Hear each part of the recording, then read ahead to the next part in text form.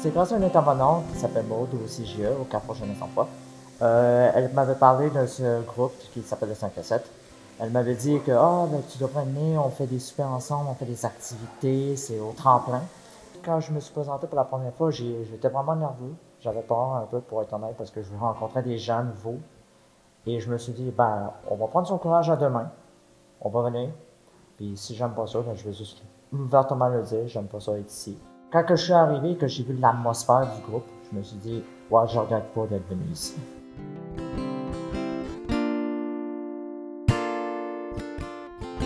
Si vieillir est un passage obligé, grandir est un choix qui nous appartient. Si chacun a sa propre façon de vivre cette transition, nous ne la vivons pas nécessairement tous de la même façon. Dans ce court documentaire présenté par le groupe 5 à 7, nous traiterons des différentes façons que nos jeunes peuvent les vivre.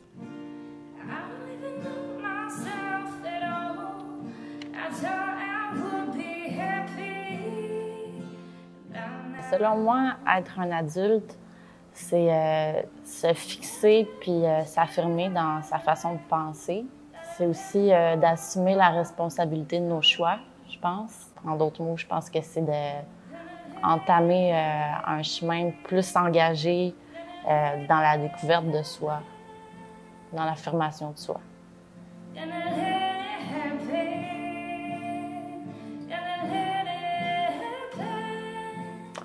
La première fois que je me suis senti adulte, je dirais c'était quand j'étais dans mon nouvel appartement puis que j'installais mes rideaux pour la première fois. J'avais mis de la musique, tout ça, puis j'étais en train de travailler pour une place où j'allais habiter, tout ça, j'ai en train de faire installer mes choses, ça, placer mes meubles, puis je me disais ça c'est ma place, puis ouais, ça a été un grand moment de fierté pour moi, puis ça, je me suis rendu compte, c'est là que ça commençait, que j'étais un adulte. Ouais. Pour moi, devenir adulte, je pense qu'il y a plusieurs interprétations. Il y en a qui l'interprètent plus avec l'âge. Comme à partir de 18 ans, t'es un adulte. T'sais, aux yeux de la société, oui, à 18 ans, t'es considéré comme un adulte, mais moi, je le vois plutôt comme devenir adulte, c'est le travail d'une vie, en fait. C'est de réaliser tes réalisations avec ce que t'es comme personne, puis ce que tes parents t'ont transmis.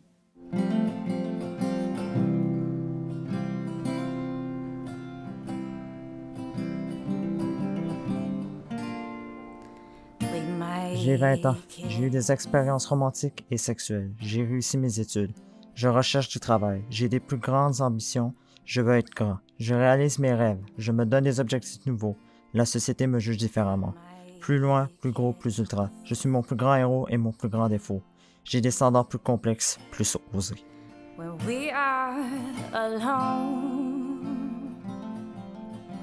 Comme des flocons de neige, chaque personne est différente, et comme ces personnes, les expériences le sont aussi. À chacun son cheminement, ce qui fait que les apprentissages diffèrent pour chaque individu. Nous vivons tous des embûches et des enjeux, mais tous à notre manière. Quand on vient pour devenir adulte, si on vient d'un milieu plus démuni comme moi, où on n'a pas nos parents, où on vient d'une famille d'accueil puis on passe directement à l'âge adulte, ça peut être plus difficile parce que si on vient directement d'un milieu comme plus aisé où on a nos parents sont dans une famille moyenne, bien généralement, nos parents se sont préparés quelques années d'avance, ils ont peut-être acheté un lit, ils ont peut-être acheté des choses comme ça essentielles pour nous, qui vont nous donner quand on va partir en appartement, ils vont être là à nous soutenir et tout ça. C'est vivre quand on est seul, quand on a personne autour de nous, personne qui nous comprend, personne qui nous aide à trouver les moyens, personne qui nous aide à cheminer avec notre nouvel appartement, personne qui nous aide à arriver dans le monde adulte, ben ça peut être difficile, ça peut nous mener à de la dépression, ça peut nous mener à de l'inquiétude, ça peut nous mener à plein de choses comme ça qui peuvent être quand même profondes puis qui peuvent nous mener à des maladies aussi psychologiques, mentales. Avec toute l'intimidation que je subissais, j'avais vraiment beaucoup de difficultés au niveau scolaire. De vivre en me faisant intimider tous les jours de la semaine, j'avais beau aller voir les superviseurs, les directeurs, la police même, puis il n'y avait jamais vraiment rien qui se faisait là. J'avais pas nécessairement le support que j'avais besoin. Quand je me levais le matin, j'avais même pas envie d'aller à l'école. Je me levais puis j'étais comme bon, encore une journée où est-ce que je vais me faire intimider, je vais me faire probablement mettre dehors de la classe. Toutes ces émotions-là, tout ce que j'ai subi en fait pour ma transition envers ma vie adulte, Ça a fait que, vu que j'ai décidé de lâcher l'école, j'avais pas de diplôme, j'avais pas rien. Je rentrais dans la vie adulte. J'avais beau aller porter des CV pour essayer de trouver un travail, mais j'aurais peut-être eu plus de facilité à me trouver un emploi en ayant au moins un minimum, un diplôme de secondaire en main. Période où j'ai eu beaucoup d'anxiété. C'était beaucoup de choses à prévoir, puis j'essayais de me préparer à tout ce qui s'en venait, le déménagement, les responsabilités financières qui allaient s'en venir. J'avais jamais vraiment eu d'appartement, de responsabilité tant à ce niveau-là. Je payais une petite part chez ma mère, that's it, mais écoute, là, je voyais comme la bouffe, le tour peut-être éventuellement. Je capotais. J'avais déjà une job en même temps, puis dans ce temps-là, quand j'étais au travail, je sais pas comment m'empêcher le chasseur qui s'en venait, je prenais des déménageurs, comment j'ai amené mes meubles, quand j'ai m'arrangé. Puis quand j'ai affaire pour survivre, pour moi, ça semblait vraiment une grande épreuve. J'ai toujours vu ma mère, disons, rusher, comme dans sa vie, à avoir un loyer tout le temps. Puis là, je me disais, oublie ça, toujours crever. Selon moi, je pense qu'il y a plusieurs difficultés puis plusieurs enjeux qu'on peut vivre à l'âge adulte. Ça peut être la dépendance, ça peut être la dépression, mais aujourd'hui, j'aurais envie de mettre l'emphase plus sur l'anxiété, je dirais. Puis déjà en partant, moi, dans la vie, je suis une personne qui est quand même assez stressée. Donc, je pense qu'à un moment donné, il y a eu un moment où ça n'allait plus vraiment pas, mais tu sais, j'avais trop d'accumulation, trop de pression, trop de stress. Puis ça a eu un impact sur mon état physique puis psychologique, en fait. Donc, ça m'a amené à des comportements d'automutilation, puis à des idées suicidaires. Puis j'ai aussi des symptômes dépressifs qui sont allés avec aussi. Je sens que j'ai commencé ma transition à l'âge adulte plus après ma première rupture amoureuse. Dans le fond, moi, j'ai toujours été assez dépendante de mes parents. Tout passait par eux, comme c'était mon point de repère, à savoir qu'est-ce qui est correct, qu'est-ce qui est normal, qu'est-ce qui est bien, qu'est-ce qui est mal. J'ai remis leur position en question. Puis je me suis dit que ça se pouvait que moi je pense autrement, puis que c'était correct aussi.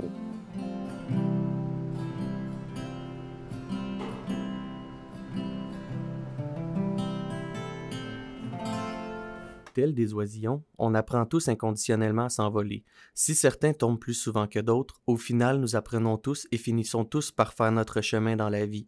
À travers les épreuves, nous devenons plus forts, d'où l'importance de ne jamais abandonner malgré la difficulté, malgré le mal. Au final, le positif est toujours omniprésent. C'est au travers des chutes qu'on vit vraiment l'envol. When your legs don't whirl like they used to before, and I can't sweep you off of your feet,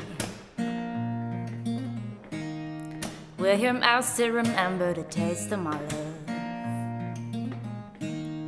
Will your eyes still smile from your cheeks? Le premier conseil, je pense que je donnerais aux jeunes, ça serait d'en parler.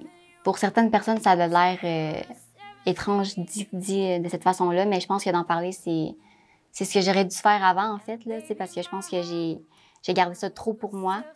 Puis ça l'a fait, j'ai frappé un mur, puis après ça, je suis tombée un peu dans l'isolement, puis la déprime. Fait que, ouais, d'en parler. De pas hésiter, en fait.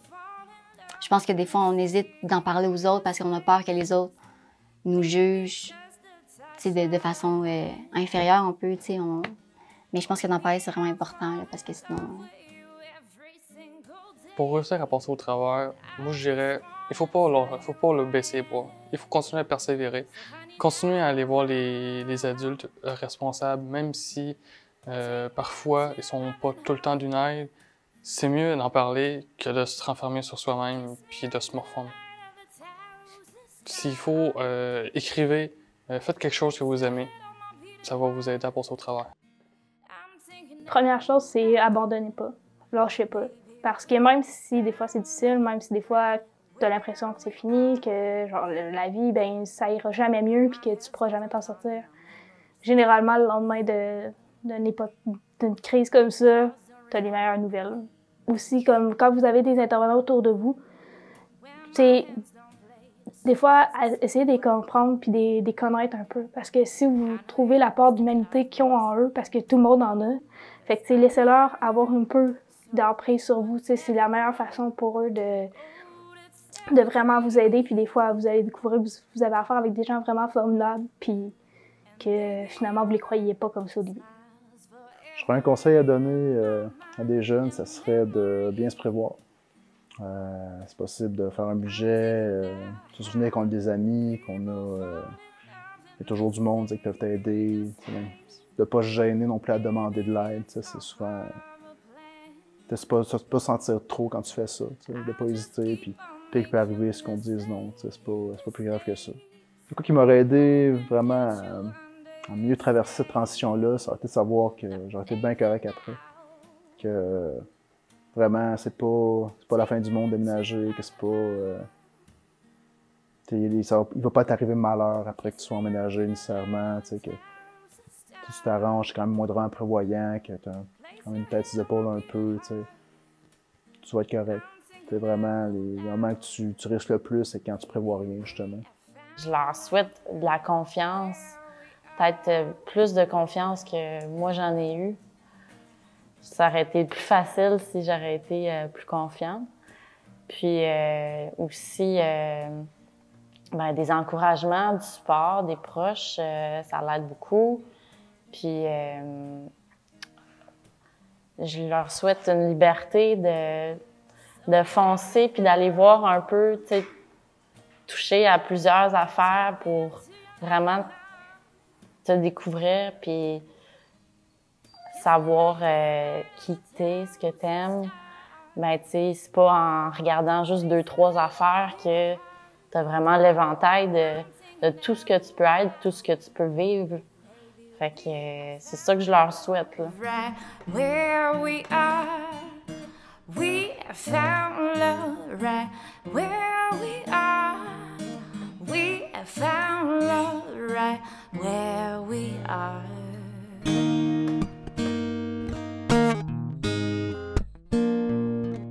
Au gré de la vie, les temps changent, on vieillit. L'impression de manquer de chance, qu'on choisit pas, on subit.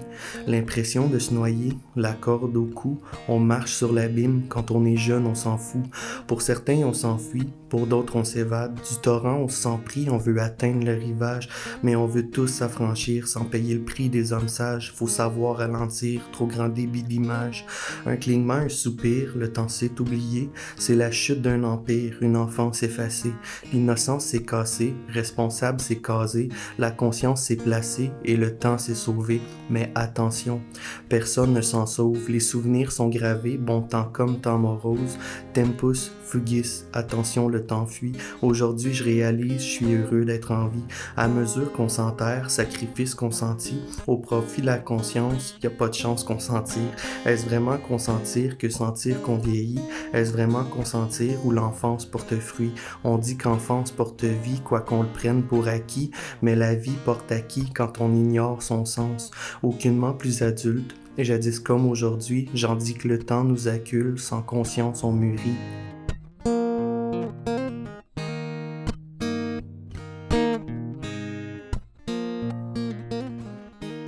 Au passage à l'âge adulte, nous sommes tous comme des papillons.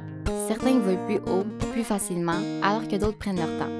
Mais au final, chacun prend son envol pour déployer ses ailes et montrer leur plein potentiel.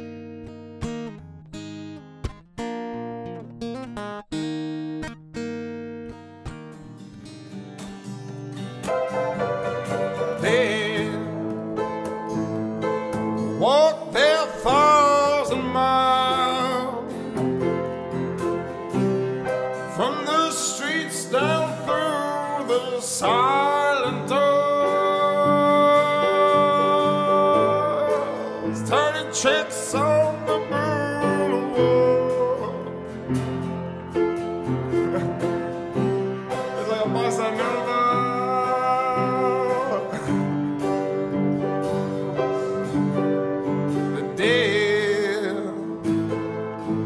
Walk their 1,000 miles from the streets down through the silent doors,